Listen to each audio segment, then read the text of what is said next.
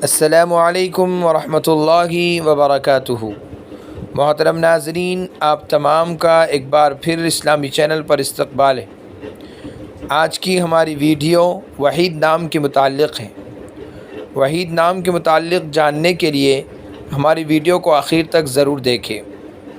نام وحید، جنس لڑکا، زبان عربی، مطلب اکیلا، تنہا۔